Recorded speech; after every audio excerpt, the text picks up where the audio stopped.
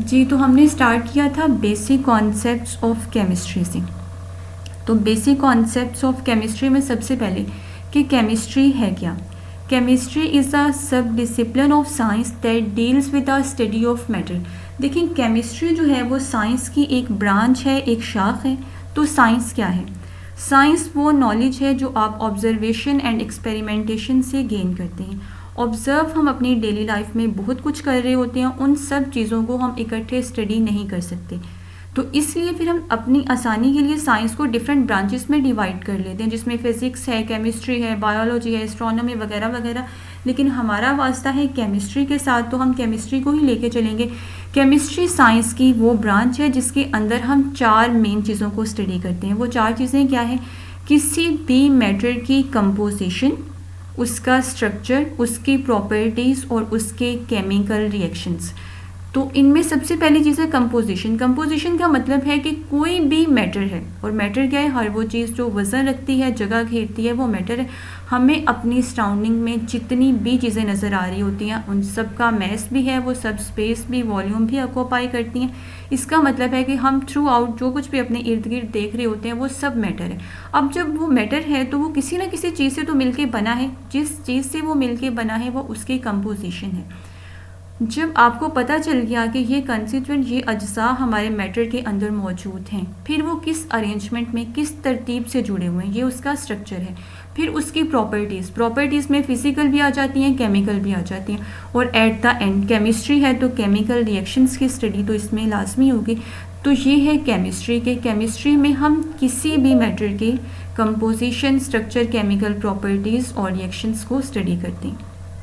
उसके बाद है, ये मैंने पहले भी आपसे कहा था कि बड़ा इम्पॉर्टेंट क्वेश्चन है, जब भी आप किसी प्राइवेट ऑर्गेनाइजेशन में इंटरव्यू के लिए जाएं या आप जाएं गवर्नमेंट सेक्टर में पीपीएससी के पैनल के सामने अपीयर हो, तो अक्सर बड़ा एक कॉमन सा क्वेश्चन होता है कि हाँ जी, क्या इंपॉर्टेंस है आपकी केमिस्ट्री की, क्या यूज़ है आपकी केमिस्ट्री का।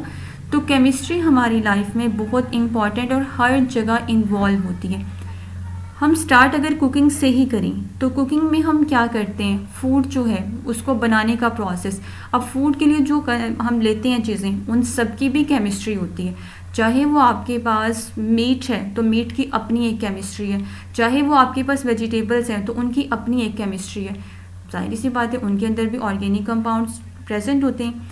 तो उसके बाद जब आप उसको पकाते हैं, पकाने के प्रोसेस में हम हीट देते हैं, हीट देने के बाद उसमें क्या चेंजेस आते हैं, वो सारी अपनी उसकी केमिस्ट्री है। क्लीनिंग का जो प्रोसेस होता है जिसमें हम डिटर्जेंट्स या सोप्स वगैरह यूज़ कर रहे होते हैं, वो एक केमिस्ट्री है। मेडिसिनल इंडस्ट्री पूरी की पूरी केमिस्ट्री पे बेस कर रही होती है। इस तरह से इन्वायरमेंटल इश्यूज़ जो होते हैं उनको टैकल करने के लिए केमिस्ट्री को यूज़ किया जाता है।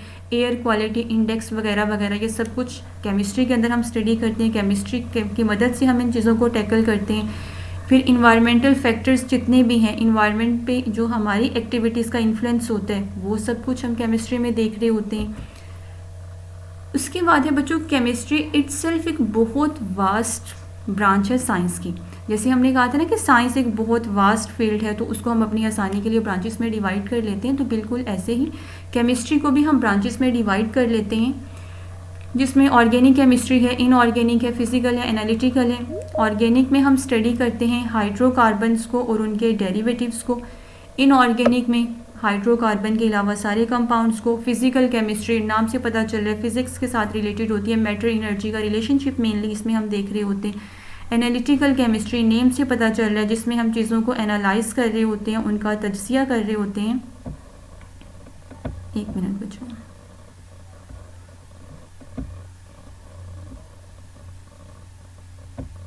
जी, तो जो एनालिसिस होता है फिर हमें पता है वो क्वालिटेटिव भी होता है, क्वांटिटेटिव भी होता है। नाम से पता चल रहा है क्वालिटेटिव में हम उसकी क्वालिटी देखते हैं, यानी उसके कंस्टिट्यूएंट्स को देखते हैं।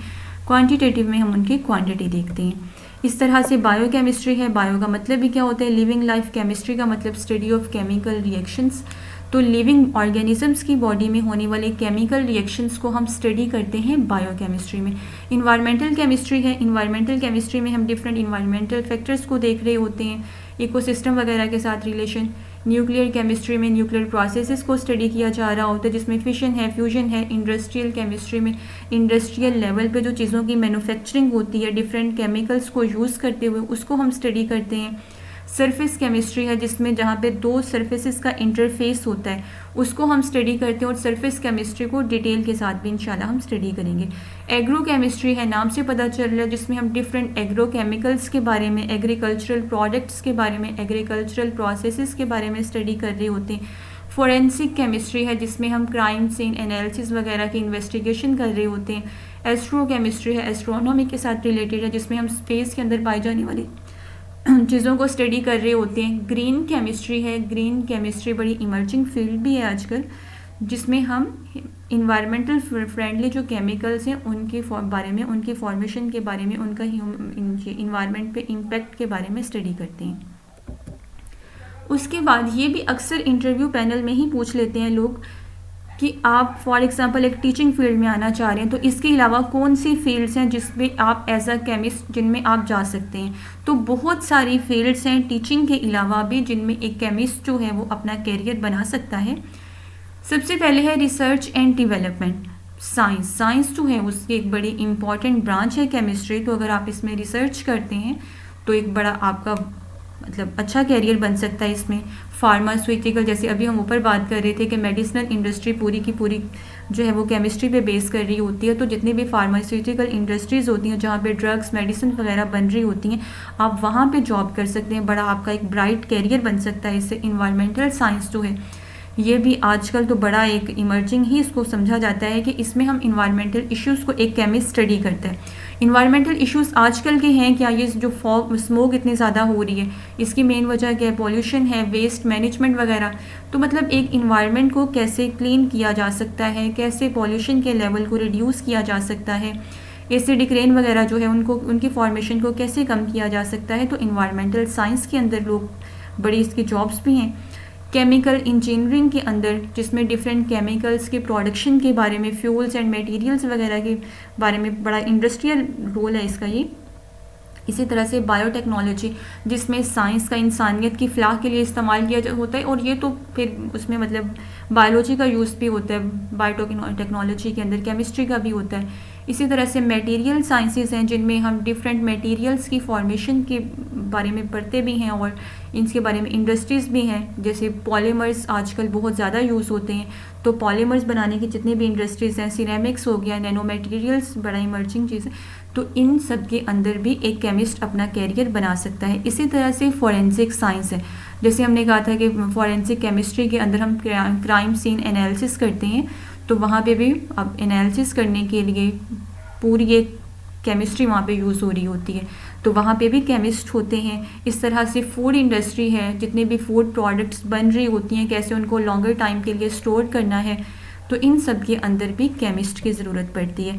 टीचिंग फील्ड है वो तो मतलब है स्कूल लेवल पे भी 9 मैट्रिक से स्टार्ट हो जाती है, और उससे पहले भी साइंस पढ़ाई जाती है और आगे थ्रू आउट ये फिर चलती है। हेल्थ केयर डिपार्टमेंट है, मेडिसिनल इंडस्ट्री है, वहाँ पे केमिस्ट्री का यूज़ होता है। गवर्नमेंट एंड रेगुलेटरी अफेयर्स जो होते हैं वहाँ पे बाकायदा केमिस्ट के लिए अलग अलग पोस्ट होती है। ऑयल एंड गैस इंडस्ट्री है, अब ये तो मतलब केमिस्ट के बिना तो ये चल भी नहीं सकती। इस तरह से क्वालिटी एश्योरेंस कंट्रोल है। तो ये डिफरेंट फील्ड्स हैं जिनके अंदर एक केमिस्ट अपना कैरियर सेट कर सकता है, यानी टीचिंग के अलावा भी बहुत सारी फील्ड्स हैं। और ये अक्सर पूछा जाता है इंटरव्यू वगैरह के अंदर कि आप एज अ केमिस्ट जो है वो कहाँ कहाँ काम कर सकते हैं, तो इन चीज़ों का नॉलेज आपको होना ज़रूरी है। और इससे हट के भी हमारी हम मतलब आपने एक मास्टर डिग्री एक सब्जेक्ट के अंदर कर रखी है, तो उसके तो फिर पता होना चाहिए आपको कि कैरियर डेवलपमेंट कहाँ कहाँ है। एनर्जी सेक्टर, कॉस्मेटिक्स इंडस्ट्री पूरी की पूरी जो है आजकल क्या, ये तो काफ़ी लॉन्ग टाइम से बड़ी यूज़ होने वाली। इस तरह से कंसल्टिंग पर्पसेस के लिए केमिस्ट के साथ बड़ा बहुत सारी चीज़ों के अंदर कंसल्ट करना पड़ता है केमिस्ट के साथ। जैसे एयर क्वालिटी इंडेक्स है उसको मेंटेन कैसे करना है, फैक्ट्रीज़ वगैरह से निकलने वाला धुआं जो है उसको ऑल्टरनेट के तौर पे हम वहाँ पे क्या यूज़ कर सकते हैं। साइंस कम्युनिकेशन, तो जर्नल्स वगैरह जो लिखे जाते हैं उनमें कंटेंट क्रिएशन वगैरह के लिए भी केमिस्ट की ज़रूरत होती है। तो केमिस्ट्री ये थी कि केमिस्ट्री है क्या, केमिस्ट्री की ब्रांचेस कौन सी हैं, और केमिस्ट अपना कैरियर कहाँ कहाँ सेट कर सकते हैं। केमिस्ट्री के अंदर जो सबसे बेसिक वर्ड होता है वो होता है एटम। एटम क्या होता है? The smallest particle of an element which can take part in a chemical reaction and may और मे नॉट एग्जिस्ट इंडिपेंडेंटली। जो एटम है वो मैटर का वो छोटे से छोटा ज़र्रा है जो किसी केमिकल रिएक्शन में हिस्सा तो ले सकता है, अब इंडिपेंडेंटली एग्जिस्ट कर भी सकता है और नहीं भी करता। क्योंकि जैसे कुछ एटम्स ऐसे होते हैं जो इंडिपेंडेंटली एग्जिस्ट करते हैं और मेनली वो नोबल गैसेस ही हैं, हीलियम, नियॉन, आर्गॉन वगैरह। ज़्यादातर एटम जो हैं वो सिंगलेट फॉर्म में एग्जिस्ट नहीं करते, वो डायटोमिक या ट्राइएटोमिक फॉर्म में रहते हैं। एटम के अंदर मज़ीद पार्टिकल्स भी प्रेजेंट होते हैं, जिनमें है तो काफ़ी सारे, मोर देन 100-200 पार्टिकल्स एटम के अंदर प्रेजेंट होते हैं, लेकिन मेनली जिनसे हमारा वास्ता पड़ता है या जिनको हम स्टडी करते हैं वो इलेक्ट्रॉन, प्रोटॉन्स और न्यूट्रॉन्स ही हैं। प्रोटॉन्स पे चार्ज पॉजिटिव होता है, इसका जो मैस होता है वो तकरीबन 1 AMU होता है। प्रेजेंट कहाँ पे होता है? रोल इसका यही होता है कि जो एटॉमिक नंबर होता है वो नंबर ऑफ प्रोटॉन के लिहाज से, मतलब जो एटॉमिक नंबर होता है वो नंबर ऑफ प्रोटॉन्स होते हैं, और ये हर एलिमेंट की यूनिकनेस होती है कि 2 एलिमेंट्स का एटॉमिक नंबर सेम नहीं हो सकता। इसी तरह से न्यूट्रॉन्स हैं, उन पे चार्ज, उनकी लोकेशन, इलेक्ट्रॉन्स, उन पे चार्ज, उनकी लोकेशन। तो ये सिंपल सी बात है। उसके बाद ये भी इम्पॉर्टेंट है MCQs की इंटरव्यू के पॉइंट ऑफ व्यू से ही कि how do we know so much about atom when we can't see them, कि एटम के बारे में हमने इतनी सारी कहानियाँ पढ़ रखी हैं, सुन रखी हैं, और हमने उसको देखा तो है नहीं। तो scientist experimented on and observe elements and their behaviour which help them figure out the existence of atom and frame the atomic theory.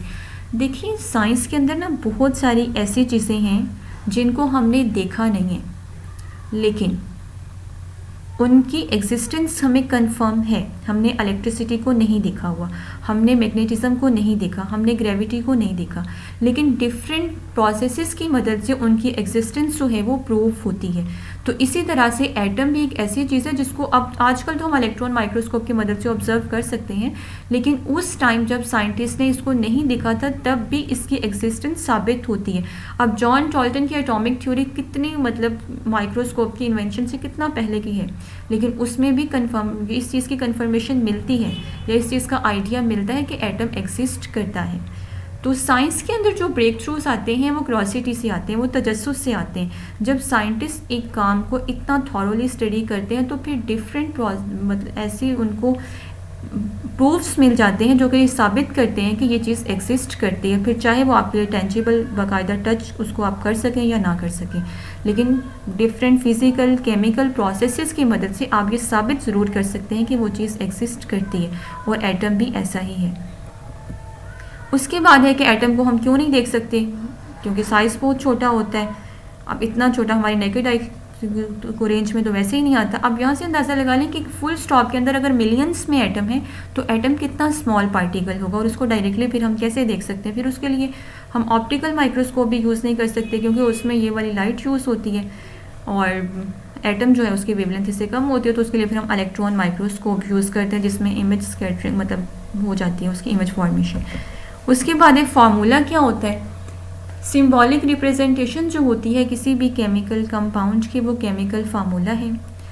जैसे वाटर है H2O, हम उसका फार्मूला लिखते हैं, जिसका केमिकल फार्मूला है। केमिकल फार्मूला बेसिकली 2 तरह का होता है, जिसमें एम्पेरिकल भी होता है, मॉलिक्यूलर भी होता है, इसके अलावा स्ट्रक्चरल भी होता है, कंडेंस भी होता है, लेकिन जो मेनली हम स्टडी करते हैं वो मॉलिक्यूलर एम्पेरिकल फार्मूला है। मॉलिक्यूलर फार्मूला हमें 2 चीज़ों के बारे में बताता है। वो 2 चीज़ें कौन कौन सी होती हैं? एक तो हमें ये बताता है कि जो भी हमारा कंपाउंड है, जो भी हमारा मॉलिक्यूल है, उसके अंदर कौन कौन से एटम्स प्रेजेंट हैं, और फिर नंबर ऑफ एटम्स के कितने कितने एटम्स प्रेजेंट हैं। जैसे ग्लूकोज जो है उसका फार्मूला अगर है C6H12O6, तो उससे हमें क्या आइडिया मिलता है?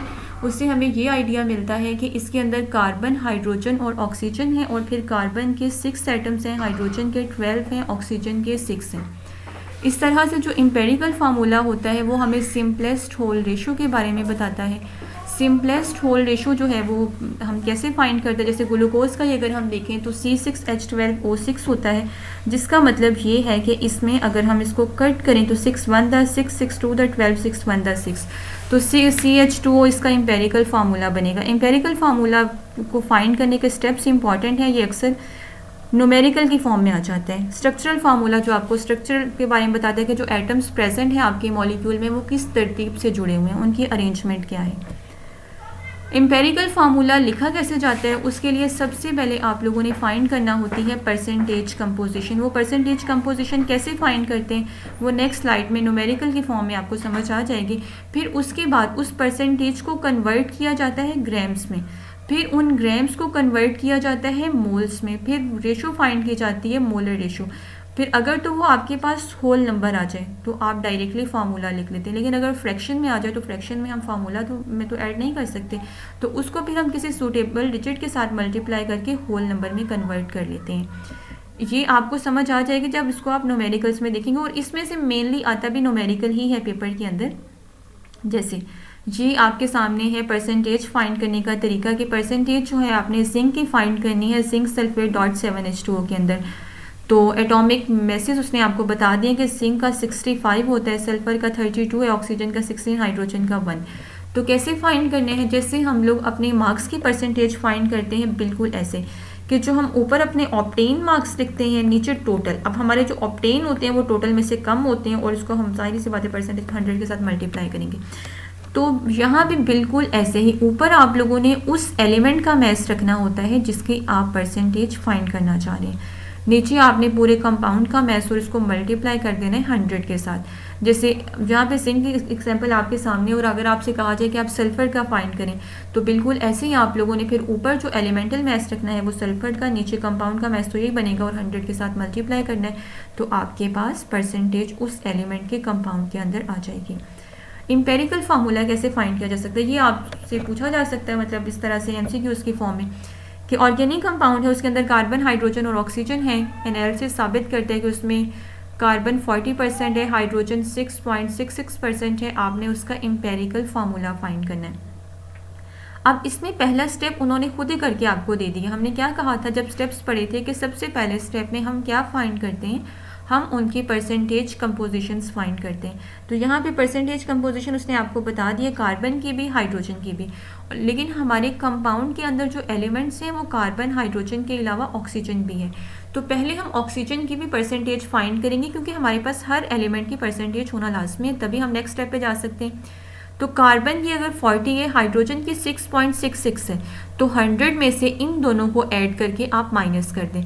टोटल आपके पास 100 होता है, 100 में से आपने 40 प्लस 6.66 को ऐड करके माइनस किया, तो यहाँ से ऑक्सीजन की परसेंटेज आपको मिल गई। एटॉमिक वेट आपको पता है, कार्बन का 12 होता है, हाइड्रोजन का 1 है, ऑक्सीजन का 16। तो अब हम लोगों ने रिलेटिव नंबर फाइंड किया, किस तरह से कि परसेंटेज कंपोजिशन को उसी के एटॉमिक मास पे आपने डिवाइड कर देना है। यहाँ से आपके पास आगे इन तीनों का, अब इसमें से आपने देखना है कि स्मॉलेस्ट वैल्यू कौन सी है। रेशो लेने के लिए आपने इनको डिवाइड करना होता है, इन्हीं में से जो स्मॉलेस्ट वैल्यू आपके पास आएगी। यहाँ भी हमारे पास वैल्यूज आई टोटल दो रही हैं, 3.33 और 6.66। तो इनमें से ऑब्वियसली 3.33 स्मॉलर है, तो आपने स्मॉलर पे डिवाइड किया, आपको यहाँ से रेशो मिल गई। अब जो मोलर रेशो आपको मिली है, इसमें अगर हम देखें तो हमारे पास कोई भी नंबर फ्रैक्शन में नहीं आ रहा, तीनों होल नंबर है, तो डायरेक्टली हमारा फार्मूला बन जाएगा। कार्बन कितने हैं 1, हाइड्रोजन कितने हैं 2, ऑक्सीजन कितने हैं 1, तो CH2O इसका फार्मूला बन गया। सेम इसी तरह से एक नेक्स्ट क्वेश्चन है आपके पास कि ऑर्गेनिक कंपाउंड है जिसमें कार्बन, हाइड्रोजन, ऑक्सीजन है। एलिमेंटल एनालिसिस प्रूव करता है कि उसमें कार्बन की परसेंटेज ये है, हाइड्रोजन की ये है। तो बिल्कुल वैसे ही आप लोगों ने पहले ऑक्सीजन की परसेंटेज फाइंड कर ली, फिर आप लोगों ने एटॉमिक मैसेज उनके देख लिए, फिर आप लोगों ने एटॉमिक रेशो ले ली, उसके बाद फिर आप लोगों ने सिंपलेस्ट रेशो में इसको कन्वर्ट करना। और अगर आंसर यहाँ भी हमारा होल नंबर में आ रहा है, कोई फ्रैक्शन में नहीं आ रहा, वरना हम इसे किसी डिजिट के साथ मल्टीप्लाई करके होल में कन्वर्ट कर लेते। इनमें से मेनली आता ही न्यूमेरिकल है, तो आप लोगों ने न्यूमेरिकल अच्छे तरीके से करके जानी है। और वो इतने ज़्यादा मुश्किल क्वेश्चन नहीं होते, क्योंकि एग्जामिनर को पता होता है कि आपने कैलकुलेटर यूज़ नहीं करना, आपको अलाउ नहीं है, तो इसलिए बस होते सिंपल हैं, लेकिन थोड़ा उन चीज़ों को वो ज़रा डेप्थ में ले जाते हैं। एक छोटा सा ट्रिकी पॉइंट होता है उसमें, तो बस ज़रा फोकस के साथ किया करें, चीज़ें इतनी मुश्किल नहीं होती टेस्ट के अंदर। उसके बाद है बच्चों की बोरॉन हैज़ 2 स्टेबल आइसोटॉप्स 10, और उसकी परसेंटेज भी उसने आपको बता दी, और जो आपके पास बोरॉन 11 है उसकी परसेंटेज भी आपको बता दी। आपने average atomic weight for boron in the, अच्छा कि अब आपके पास जो परसेंटेजेस आ रही हैं, बोरॉन 10 वाले की है 19% है ये, और बोरॉन 11 जो है वो आपके पास है 81%। लेकिन जो पीरियोडिक टेबल में हमें इसका मैस मिलता है वो ना तो 10 है ना 11 है, वो कितना है 10.81। तो पीरियोडिक टेबल में जो मैसेज होते हैं वो किसी सिंगल आइसोटॉप का मैस नहीं होता, वो उन सब के मैसेज के एवरेज के बराबर होता है।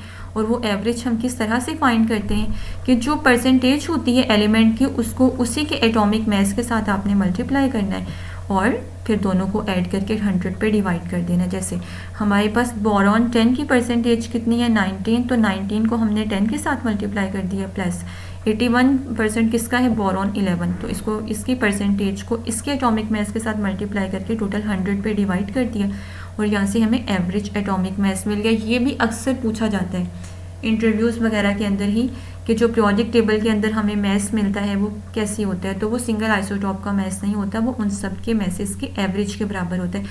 ये ज़रूर होता है कि जो हम बात कर रहे होते हैं ना जनरली, फॉर एग्जांपल हाइड्रोजन की, तो आम तौर पे जो हम प्रॉपर्टीज़ डिस्कस कर रहे होते हैं तो वो उस आइसोटॉप की होती हैं जो मोस्ट अबंडेंट होता है, लेकिन मैस जो पीरियोडिक टेबल हमें मिलता है वो एवरेज एटॉमिक मैस ही होता है सारे आइसोटॉप्स का। उसके बाद है मोलर वॉल्यूम। मोलर वॉल्यूम नाम से पता चल रहा है 1 मोल का जो वॉल्यूम होता है, तो आपके पास volume of the 1 mole of a substance at specified temperature and pressure STP condition में किसी भी गैस के 1 मोल का जो वॉल्यूम होता है वो उसका मोलर वॉल्यूम होता है। मोलर वॉल्यूम जो है वो कैलकुलेट कैसे किया जाता है, तो मैस को आपने डेंसिटी पे डिवाइड कर देना, इससे आपके पास मोलर वॉल्यूम आ जाएगा। और अगर न्यूमेरिकल की फॉर्म में है, मॉलिक्यूलर मैस आपको बता दिया, डेंसिटी बता दिया, तो आप यहाँ से इजीली कैलकुलेट कर सकते हैं। आइडियल गैसेस के केस में ये फिक्स होता है क्योंकि उनके मुताबिक आइडियल गैसेस जो हैं पहली बात तो वो रियल में एग्जिस्ट नहीं करती, लेकिन उनके पार्टिकल्स इतना दूर दूर होते हैं कि उनमें अट्रैक्टिव फोर्सेस बिल्कुल होती नहीं है, तो उन केस में बस एक आइडियल वॉल्यूम आपके पास आ जाता है और वो 22.414 डेसीमीटर क्यूब होते हैं। उसके बाद है स्टोइकियोमेट्री। स्टोइकियोमेट्री जो है, स्टोइकियोमेट्री केमिस्ट्री की एक फर्दर ब्रांच है। Chemical stoichiometry refer to the quantitative study of the reactants and products. पहली बात, ये जस्ट क्वांटिटेटिव रिलेशनशिप आपको बताती है रिएक्टेंट्स में और प्रोडक्ट्स में। कैसे बताती है, आपने बैलेंस्ड इक्वेशन लिख लेना होती है, उस इक्वेशन में फिर आप देखते हैं कि हमारे पास रिएक्टेंट के कितने मोल्स रिएक्ट कर रहे थे और प्रोडक्ट के कितने मोल्स बन रहे हैं। तो ये सिंपल आपको एक थ्योरेटिकल रिलेशनशिप बताती है कि रिएक्टेंट्स के कितने मोल्स रिएक्ट करेंगे और प्रोडक्ट के कितने मोल्स बनेंगे। बस इससे ये होता है कि आपको रिएक्टेंट और प्रोडक्ट के मैसेज वगैरह का अंदाज़ा हो जाता है, मॉलिक्यूलर वेट का, केमिकल इक्वेशन एक प्रॉपर आप बैलेंस्ड फॉर्म में लिख लेते हैं और केमिकल फार्मूलाज, प्रोडक्ट का अंदाज़ा हो जाता है कि ये प्रोडक्ट बनेंगे।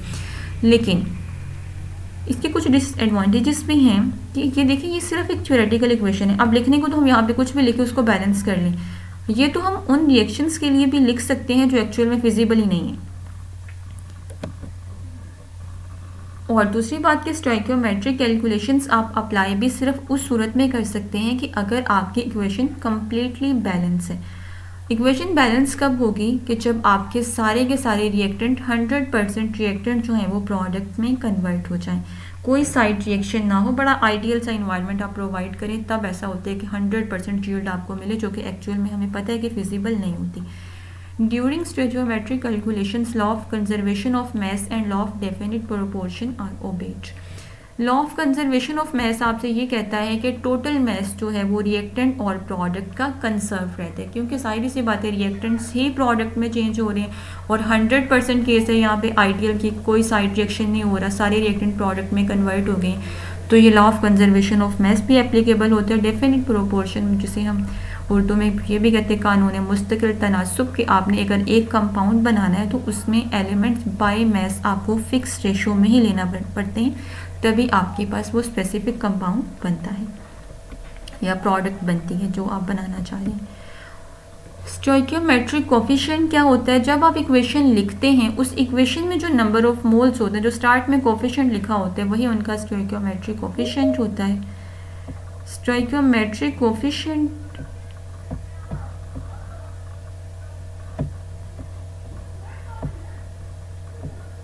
जी, स्टोइकियोमेट्रिक कोफिशिएंट जो है वो आपको वह नंबर ऑफ मोल्स होते हैं, असल में उसी से हम बैलेंस कर रहे होते हैं, उसी से हम इनको रिलेट कर रहे होते हैं।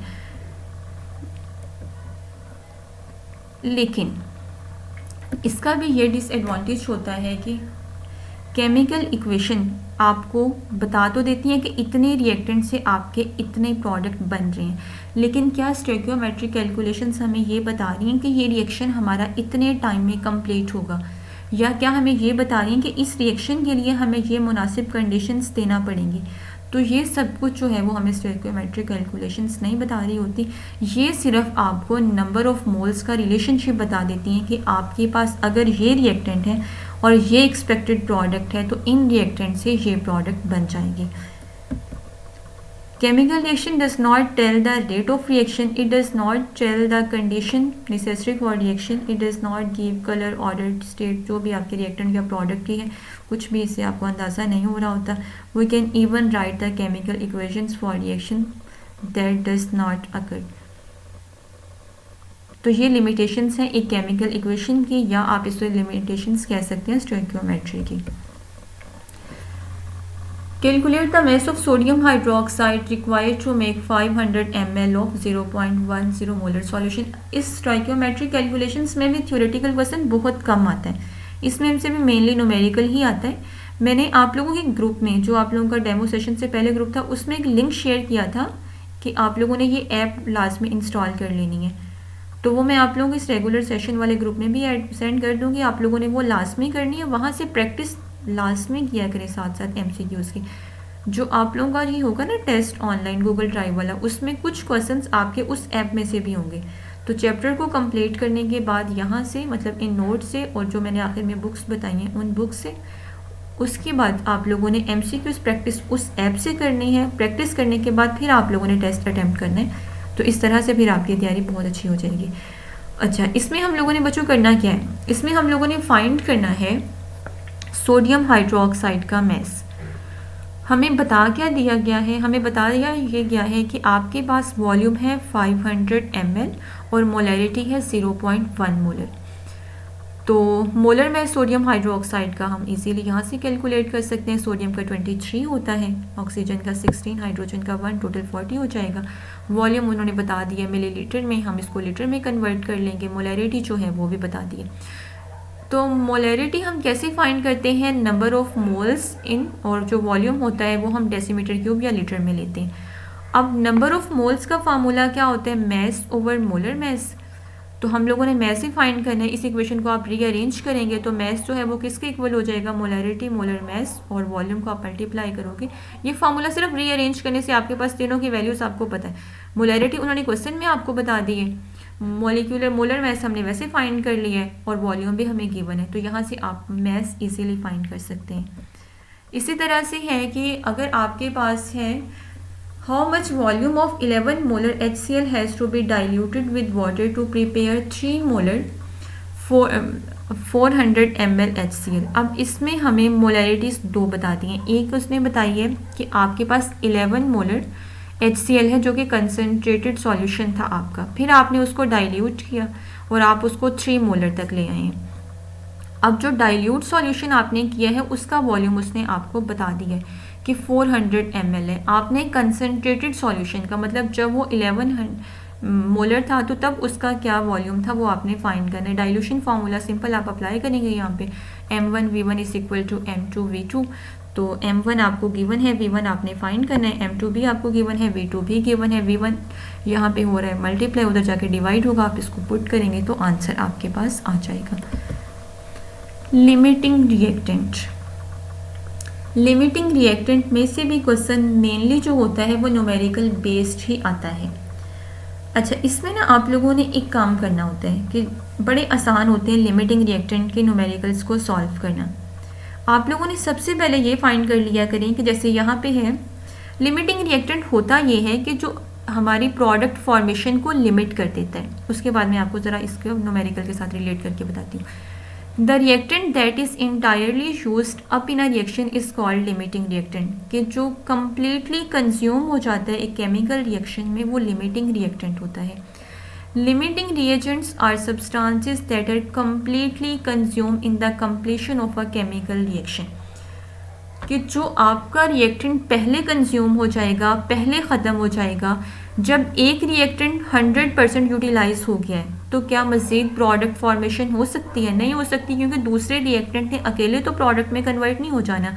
तो तो जो हमारी प्रोडक्ट फॉर्मेशन को लिमिट करता है वही हमारा लिमिटिंग रिएक्टेंट होता है। अब इसका अंदाज़ा भी हमें रिलेशन से ही पता चलता है कि हम देखते हैं कि फॉर एग्जांपल अगर हाइड्रोजन के 3 मोल जो हैं वो नाइट्रोजन के 1 मोल के साथ रिएक्ट करके 2 मोल अमोनिया प्रोड्यूस कर रहे हैं, तो अगर हम इनको चेंज करते हैं, इन नंबर ऑफ मोल्स को चेंज करते हैं, तो कौन सा रिएक्टेंट पहले कंज्यूम होगा। यहाँ पे कभी भी डायरेक्टली ये देख के नहीं कह देना कि अगर हाइड्रोजन के 3 मोल्स हैं और नाइट्रोजन का 1 है तो हाइड्रोजन की कंसंट्रेशन ज़्यादा है और नाइट्रोजन की कम है तो नाइट्रोजन लिमिटिंग हो जाएगा। नहीं, ऐसा नहीं है। आप लोगों ने नंबर ऑफ मोल को देखना होता है कि पहले कंज्यूम कौन होगा। इसके 3 मोल्स इसके 1 मोल के साथ रिएक्ट कर रहे हैं। अब अगर हम इनकी कंसंट्रेशंस को चेंज करें और हाइड्रोजन की कंसंट्रेशन हमने कर दी है फॉर एग्जांपल डबल कर दी है, 3 से हमने इसको 6 कर दिया और उसको भी फर्ज करें हमने 6 कर दिया। अब इसके 3 मोल उसके 1 मोल के साथ रिएक्ट करें तो इसके 6 मोल उसके 2 मोल के साथ रिएक्ट करेंगे नाइट्रोजन के, बाकी 4 मोल नाइट्रोजन तो वैसे ही प्रेजेंट होगा। तो हालांकि यहाँ पे नंबर ऑफ मोल दोनों के बराबर थे। तो देखना ये होता है कि इन रिएक्टेंट के मिलने से जो प्रोडक्ट बन रही है उनमें से किस रिएक्टेंट के कितने मोल दूसरे रिएक्टेंट के कितने मोल के साथ रिएक्ट करके प्रोडक्ट फॉर्मेशन करें। इस तरह से आप लोग देख सकते हैं कि कौन सा रिएक्टेंट पहले कंज्यूम होगा। इसके लिए आप लोग किया ये करें कि सबसे पहले ये देख लिया करें कि अगर नाइट्रोजन के इतने मोल्स हाइड्रोजन के 3 मोल नाइट्रोजन के 1 मोल के साथ रिएक्ट करें, तो उसके बाद फॉर एग्जांपल वो क्वेश्चन में आपसे कह देता कि इसके 6 मोल कितने मोल नाइट्रोजन के साथ, तो पहले आप लोग 1 मोल के लिए फाइंड कर लिया करें कि 1 मोल हाइड्रोजन को इतनी नाइट्रोजन चाहिए। तो उसके बाद फिर जो भी आपको क्वेश्चन में गिवन होगा 3.5 मोल है, 7 मोल है, जो भी आपको क्वेश्चन में वो बताएगा कि इतने नंबर ऑफ मोल्स नाइट्रोजन के कितने नंबर ऑफ मोल से रिएक्ट करेंगे। तो जब आपको 1 मोल के लिए पता चल जाएगा, फिर जो भी डिजिट आपको गिवन होगा उसके साथ आप उसको मल्टीप्लाई करेंगे तो आपके पास आंसर आ जाएगा। यानी 1 मोल के लिए पहले फाइंड करके देख लिया करें कि 1 मोल रिएक्टेंट का दूसरे रिएक्टेंट के कितने मोल के साथ रिएक्ट करेगा। उसके बाद जो भी नंबर ऑफ मोल्स आपको क्वेश्चन पेपर में गिवन है आप उसको, जब 1 के लिए आपके पास क्वांटिटी आ गई है तो फिर जो भी गिवन होगा उसके साथ मल्टीप्लाई करें, आपके पास आंसर इजीली आ जाएगा।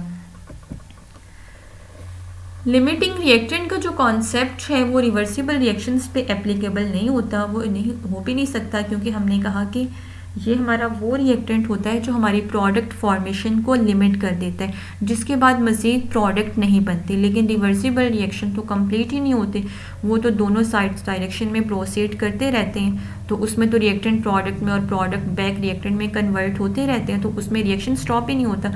जब रिएक्शन स्टॉप ही नहीं होता तो फिर लिमिटिंग रिएक्टेंट का कॉन्सेप्ट हम अप्लाई नहीं कर सकते। ये कुछ बेसिक टर्म्स हैं जो कि इंटरव्यू के हवाले से भी इम्पॉर्टेंट हैं और पेपर में भी इसमें से क्वेश्चन अक्सर आ जाते हैं।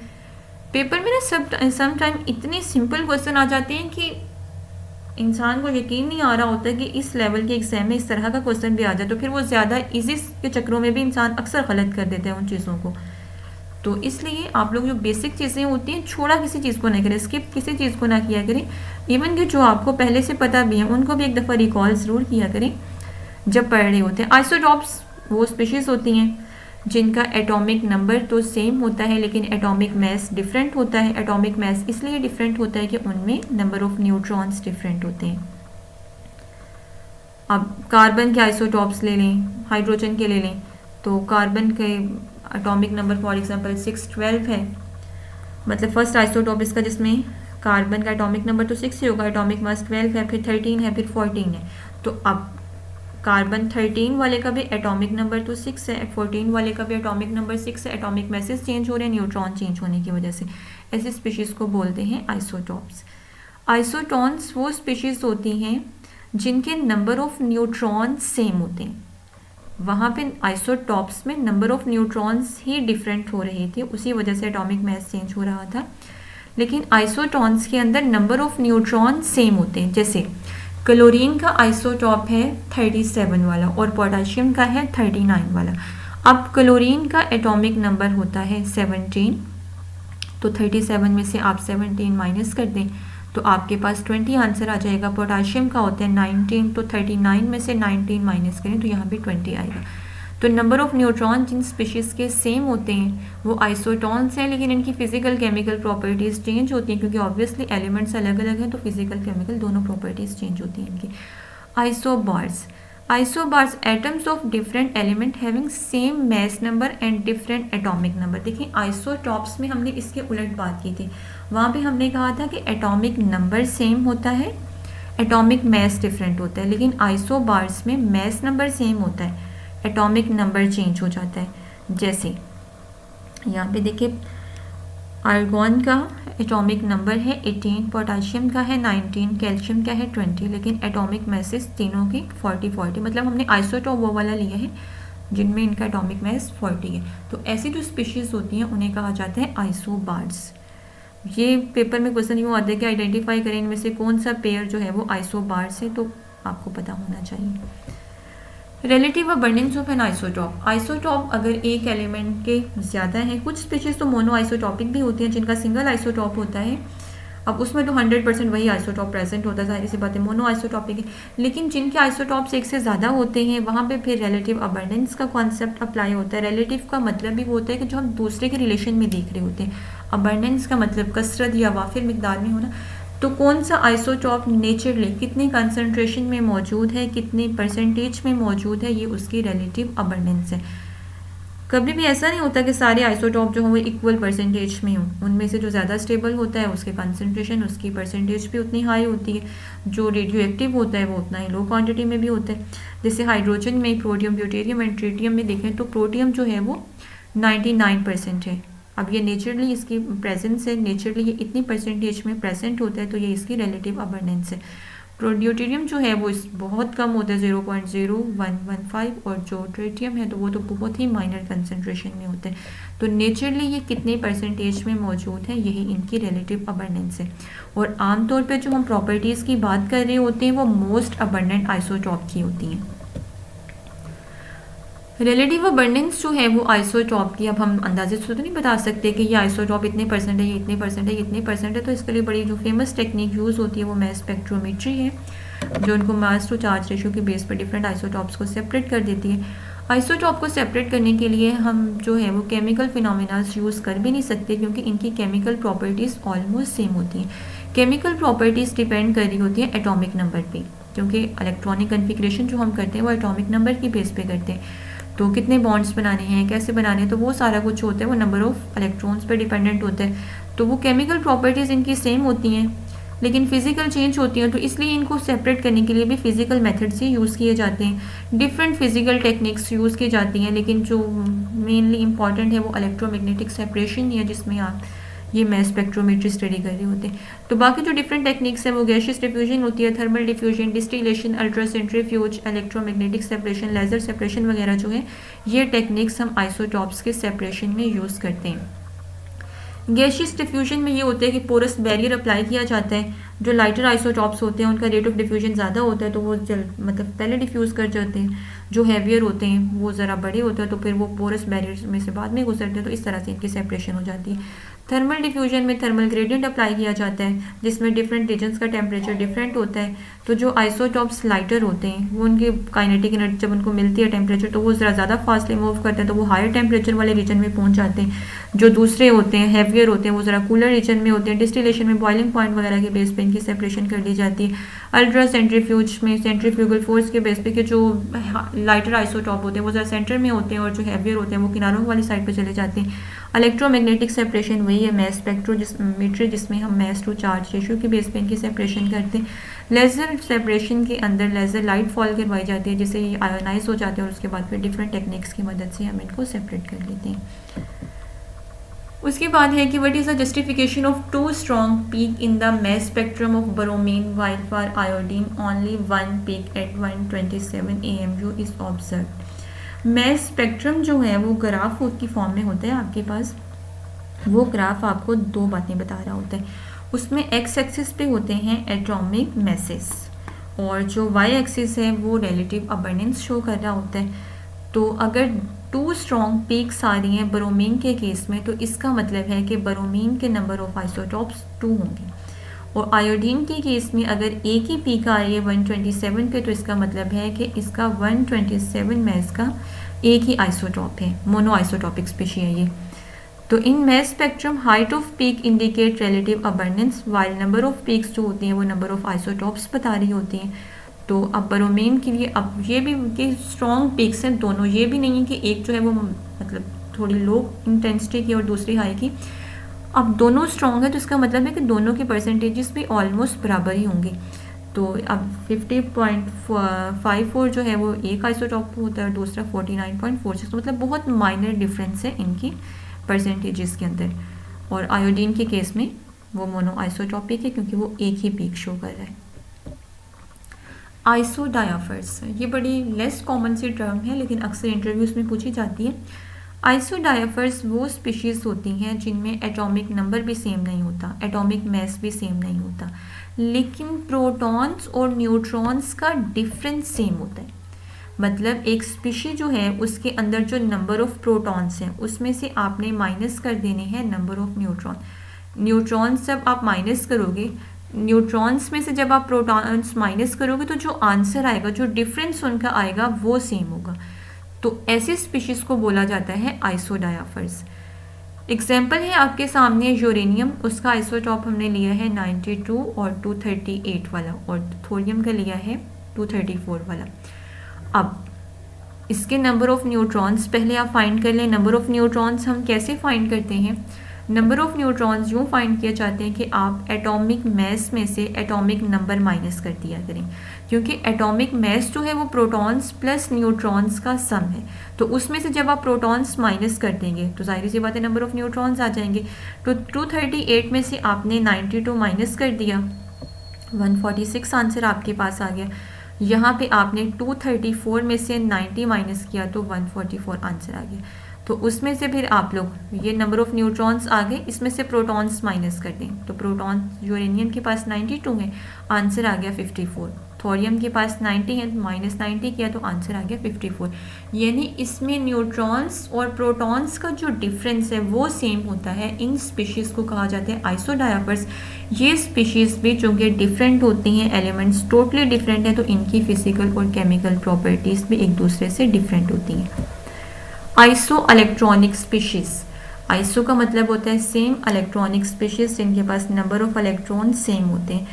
तो आइसो इलेक्ट्रॉनिक स्पीशीज़ वो होती हैं जिनके पास नंबर ऑफ इलेक्ट्रॉन सेम होते हैं। एग्जाम्पल्स आप ले लें, सोडियम और फ्लोराइड आयन।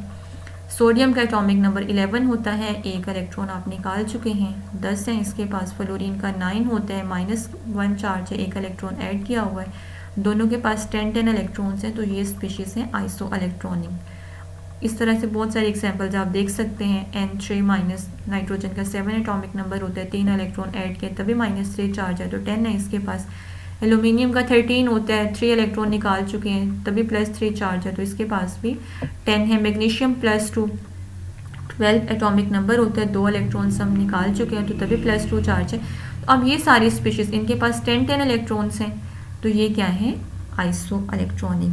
लेकिन इनका मतलब ये नहीं है कि इनका एटॉमिक रेडियस भी सेम होगा। वो एनाइन का ज़्यादा होता है, कैटाइन का कम होता है, जो उनके न्यूक्लियर अट्रैक्शन वगैरह पे डिपेंड कर रहा होता है। तो ये क्वेश्चन था एक MCQ उसमें, तो काफ़ी बच्चों ने ये गलत किया हुआ था। तो आइसो इलेक्ट्रॉनिक स्पीशीज़ जो हैं उनमें उनका एटॉमिक रेडियाई का सेम होना ज़रूरी नहीं है। उसके बाद है डेंसिटी और स्पेसिफिक ग्रेविटी का डिफरेंस। डेंसिटी जो है वो मटेरियल क्या होती है? मास पर यूनिट वॉल्यूम जो है, और स्पेसिफिक ग्रेविटी होती है डेंसिटी की एक रेफरेंस कंपाउंड के साथ रेशो। यूनिट डेंसिटी का होता है हमारे पास, ऊपर हम मास लेते हैं, नीचे वॉल्यूम होता है। तो मास का क्या होता है? किलोग्राम, और वॉल्यूम का होता है मीटर क्यूब, तो ऊपर जाएगा तो पर क्यूबिक मीटर हो जाएगा। लेकिन स्पेसिफिक ग्रेविटी का कोई यूनिट नहीं होता, ये ख्याल करना है, क्योंकि वो एक रेशो है जिसमें ऊपर हमारे पास डेंसिटी है उस सब्सटेंस की जिसकी हम स्पेसिफिक ग्रेविटी फाइंड करना चाह रहे हैं, और नीचे हमने रेफरेंस कंपाउंड लिया होता है, तो ऊपर भी डेंसिटी है नीचे भी, तो वो यूनिट एक दूसरे से कैंसिल आउट हो जाते हैं। सिंबल याद रखना है कि डिनोट कैसे करते हैं, इसको SG से करते हैं, स्पेसिफिक ग्रेविटी को, डेंसिटी को रू से किया जाता है। वैल्यू ये एब्सोल्यूट वैल्यू है क्योंकि हम किसी के साथ कंपेयर नहीं करें, लेकिन ये रिलेटिव वैल्यू क्योंकि हम कंपैरिजन के रिजल्ट में इसको फाइंड कर रहे हैं। डेंसिटी जो होती है वो हर एलिमेंट की एक यूनिक प्रॉपर्टी होती है, मखसूस होती है, लेकिन स्पेसिफिक ग्रेविटी जो हम रिलेशन में देख रहे हो तो रेफरेंस कंपाउंड के तौर पे हम या तो वाटर को यूज़ करते हैं या एयर में से मतलब कुछ गैसेस हाइड्रोजन वगैरह को यूज़ किया जाता है। बड़ी इंपॉर्टेंट टर्म है केमिस्ट्री के अंदर शील्ड, यील्ड का मतलब होता है पैदावार, और एक केमिस्ट की पैदावार क्या है कि उसको रिएक्शन से जो प्रोडक्ट मिलती है। यील्ड होती दो तरह की है, थ्योरेटिकल और एक्चुअल। थ्योरेटिकल का मतलब होता है जो हम ज़ुबानी कलामी कैलकुलेट करते हैं, कि मतलब हमने बैलेंस केमिकल इक्वेशन लिखी है, उसमें हमने कहा कि इतने रिएक्टेंट्स के मोल रिएक्टर के प्रोडक्ट के इतने मोल्स बना रहे हैं, तो जो रिएक्टेंट और प्रोडक्ट के डायरेक्ट कंपैरिजन से हमने देखे वो आपकी थ्योरेटिकल शीट है। उसको आपने लैब में खड़े होकर ऑब्टेन नहीं किया, जस्ट ज़ुबानी कलामी कैलकुलेशन से वो आपको मिल गई है। अब जब आप जस्ट ज़ुबानी कलामी कैलकुलेशन कर रहे होते हैं तो उसमें हम किसी भी फैक्टर को तो कंसिडर नहीं कर रहे कि इसमें साइड रिएक्शन भी हुआ होगा। जब ये हो रहा था प्रोसेस या केमिकल रिएक्शन, तो जो बीकर के अंदर रिएक्शन करवाया था थोड़ा बहुत उस बीकर की वॉल्स के साथ भी लगा होगा। इस तरह से अगर वर्कर इनएक्सपीरियंस्ड है तो थोड़ा बहुत गिर भी गया होगा, तो आइडियल केस नहीं होता एक्चुअल में। एक्चुअल यील्ड वो होती है कि जब आप लैब में खड़े होकर बाकायदा परफॉर्म करते हैं, उस परफॉर्मेंस के बाद जो आपको यील्ड मिलती है, और ये हमेशा जो होती है थ्योरेटिकल से कम होती है, क्योंकि थ्योरेटिकल आइडियल केस है और एक्चुअल तो हमने एक्चुअल में हासिल की होती है। परसेंटेज यील्ड कैसे फाइंड की जाती है कि एक्चुअल यील्ड जो कि कम होती है उसको आपने ऊपर रखना है, थ्योरेटिकल ज़्यादा होती है, मैक्सिमम होती है 100% होती है, उसको आपने नीचे रखना है और 100 के साथ मल्टीप्लाई कर देना है, तो यहाँ से आपके पास परसेंटेज यील्ड आ जाती है। आप कितने अच्छे केमिस्ट हैं इस बात का अंदाज़ा आपकी परसेंटेज यील्ड से ही लगाया जाता है। एक केमिस्ट की एफिशिएंसी को जज करने का जो पैरामीटर होता है वो उसकी परसेंटेज यील्ड ही होती है। उसके बाद है कुछ इंडस्ट्रियल प्रोसेसेस, इसके अलावा भी बहुत सारे हैं, मैं पिक्चर आप लोगों के साथ एक ग्रुप में शेयर करूँगी। इसके अलावा भी जो प्रोसेसेस हैं, लेकिन इसमें से ना कुछ की डिटेल हम स्टडी करेंगे और कुछ सिर्फ एमसीक्यूज के लिए आपने वैसे बाय नेम याद रखने हैं कि पूछा जा सकता है कि हाइड्रोजन के मैन्युफैक्चरिंग के लिए कौन सा प्रोसेस यूज़ होता है, या लेड बनाने के लिए कौन सा प्रोसेस यूज़ किया जाता है, सोडियम के लिए कौन सा यूज़ होता है, सोडियम हाइड्रोक्साइड के लिए कौन सा यूज़ होता है। तो ये प्रोसेसेस कौन से यूज़ होते हैं और किस एलिमेंट के लिए होते हैं, किस कंपाउंड के लिए होते हैं, ये आप लोग एमसीक्यूज के लिए लाजमी माइंड में रखिएगा कि एल्यूमिनियम बनाने के लिए हम बायर्स प्रोसेस यूज़ करते हैं, स्टील बनाने के लिए बेसिमर यूज़ किया जाता है, Birkeland and Eyde process, nitric acid का बॉश प्रोसेस जो होता है हाइड्रोजन के लिए, कैटर जो है वो आइट्रेट बनाने के लिए, केस्नर जो है वो सोडियम बनाने के लिए, सोडियम हाइड्रोक्साइड के लिए, केस्नर केल्नर प्रोसेस होता है। इस तरह से कॉन्टेक्ट जो होता है वो सल्फ्यूरिक एसिड के लिए होता है। डेकन प्रोसेस जो होता है क्लोरीन के लिए, डो होता है फिनोल के लिए, डाउन प्रोसेस होता है सोडियम बनाने के लिए। इस तरह से ये काफ़ी सारे हैं, ये आप लोगों ने देख लेने हैं, ठीक है। अलाइज क्या होते हैं? Homogeneous mixture of metal with other metal और विद नॉन मेटल, कि मेटल का मेटल के साथ या दूसरे नॉन मेटल्स के साथ जो होमोजीनियस मिक्सचर होता है उसे कहा जाता है अलाई। अब चूंकि ये होमोजीनियस फॉर्म में होता है तो इसको हम सॉल्यूशन के टर्म में भी ले सकते हैं। उसमें से जो मेटल हाई कंसनट्रेशन में होगी वो एज अ सॉल्वेंट एक्ट कर रही होती है, और जो मेटल लो क्वांटिटी में होती है वो एज अ सोल्यूट एक्ट कर रही होती है। अलाइज में भी अक्सर पूछा जा सकता है एमसीक्यूज में कि स्टील के अंदर कौन कौन सी एलिमेंट्स यूज़ हो रहे होते हैं, तो कार्बन है, आयरन है, निकल है। स्टेनलेस स्टील के अंदर कार्बन रिप्लेस हो जाता है क्रोमियम के साथ। इस तरह से सॉल्वेंट है, ब्रॉन्ज है, ब्रास है। तो ये डिफरेंट अलाइज और उनकी कंपोजिशन, ये भी एमसीक्यूज के हवाले से इम्पॉर्टेंट है, ये भी आप लोगों ने माइंड में रखनी है। स्टडी कहाँ से करना है आप लोगों ने इसको, ये मैंने आप लोगों को पहले भी बताया था कि एफएससी की बुक से स्टार्ट किया करें, क्योंकि आपकी जो बेस है वो एफएससी से ही बनती है। जब आप एफएससी पढ़ेंगे तो बहुत सारी बातें आपको वहीं पे क्लियर हो जाएंगी। एफएससी में से अगर स्कॉलर सीरीज़ आप ले लें तो दी बेस्ट बुक है वो। उसके बाद फिजिकल केमिस्ट्री जो है बीएससी की अगर आपके पास पढ़ी है तो बीएससी वाली से, या बीएस भल की पढ़ी है हक नवाज भट्टी की, तो वहाँ से आप लोगों ने इस चैप्टर को लाजमी स्टडी करना है। तो बेटा आज का काम आज ही कीजिएगा, वही आपके लिए फ्रूटफुल रहेगा। इन बुक से आपने इसको स्टडी करना है, ये मैं आपके ग्रुप में शेयर कर दूँगी। जो ये पीपीटीज हैं इनका डाटा, यहाँ से इनको पहले पढ़ना है, फिर आप लोगों ने बुक से करना है, फिर आप लोगों ने एमसीक्यूज प्रैक्टिस लाजमी करनी है। एमसीक्यूज प्रैक्टिस आपने उसी ऐप से करनी है जो मैंने आप लोगों के साथ शेयर किया था, लिंक वो मैं दोबारा भी आपके ग्रुप में शेयर कर दूँगी, वो लाजमी इंस्टॉल